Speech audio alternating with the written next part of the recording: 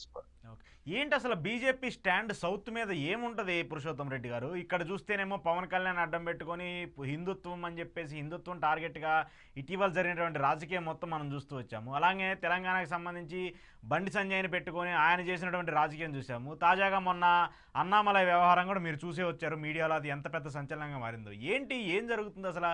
BJP ఇది వ్యూహాత్మకంగా వీళ్ళందరినీ కూటమిలో పెట్టుకోనో లేదంటే వాళ్ళ హ్యాండ్లో పెట్టుకోనో రాజకీయం చేయాలని చూస్తుందా, లేదంటే సౌత్లో ఎలాగైనా ఎదగాలి వీళ్ళందరినీ మన కింద పెట్టుకుంటే మనం ఎదగొచ్చు అని చెప్పేసి అలా రాజకీయం చేస్తుందా?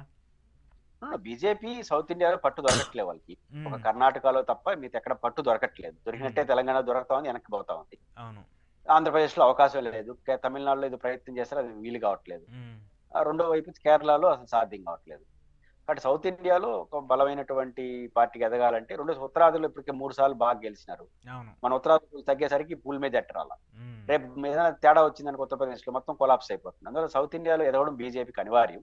అయితే వాళ్ళు పట్టు దొరకట్లేదు. ఎందుకంటే ప్రాంతీయ పార్టీలు, ఇండివిజువాలిటీస్, ఈ ప్రాంతం అభివృద్ధి చెందిన ప్రాంతం కావడం, ఏదో మతం కులం పేరు చెప్పి కొట్టేయాలంటే పురాణ ప్రాంతం, ఇవన్నీ ఉన్నాయి కాబట్టి కాస్త బీజేపీ తటపాటాయిస్తుంది. లోకల్ పార్టీలు బలంగా ఉన్నాయి.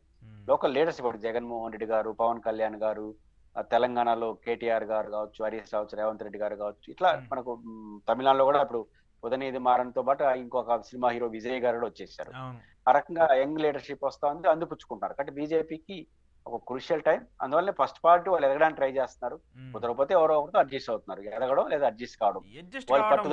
కానీ ఇక్కడ ఈ లీడర్లు చేసేటువంటి పనితీరు కావచ్చు, లేదంటే వాళ్ళు ఉన్నటువంటి ఓన్ ఐడియాలజీని పక్కన పెట్టి బీజేపీ ఐడియాలజీని ఎట్టుకొని దాన్ని ఇక్కడ సమాజ పరంగా కావచ్చు, మతాల పరంగా కావచ్చు, కొంత చిచ్చు పెట్టే ఆ గొడవలు వచ్చే అవకాశం ఉంటది కదా. తెలంగాణలో ప్యూర్లీ సెంట్రలైజ్డ్, వాళ్ళు కేంద్ర ప్రభుత్వం అనుమానం. ఆంధ్రప్రదేశ్ లో వాళ్ళు పట్టించుకోవట్లేదు. ఆంధ్రప్రదేశ్ లో ఏమైనా మాట్లాడచ్చు, ఇబ్బంది ఏం లేదు. ఎందుకంటే ఆంధ్రప్రదేశ్ ఇప్పుడు వాళ్ళు టార్గెట్ కాదు. ఆంధ్రప్రదేశ్ లో జగన్ తోనో చంద్రబాబుతో బాగుందాం, లేదా కలిసిపోతు వచ్చే వాళ్ళతో కలిసిపోతు పెట్టుకోవడం, ఉండే వాళ్ళతో బాగుండడం, ఇదే స్టాండ్ ఆంధ్రప్రదేశ్ లో. ఇంకా కొంతకాలం ఇదే స్టాండ్. ఈ స్టాండ్ ఉన్నప్పుడు ఆంధ్రప్రదేశ్ లో బీజేపీ నాయకులు ఏం మాట్లాడో వాళ్ళు పట్టించుకోరు. కానీ తెలంగాణలో బీజేపీ నాయకులు ఏం మాట్లాడినా పట్టించుకుంటారు. వాళ్ళ డైరెక్షన్స్, ఎందుకంటే అలా అవకాశం కనపడతా ఉంది వాళ్ళు. కాబట్టి అట ఇండివిజువల్ గా నాయకులు కూడా చాలా కఠినమైన పార్టీ వదలరు. ఎందుకు ఆంధ్రప్రదేశ్ వదిలేయారంటే వీళ్ళేం పెద్ద నాయకులు అని కాదు.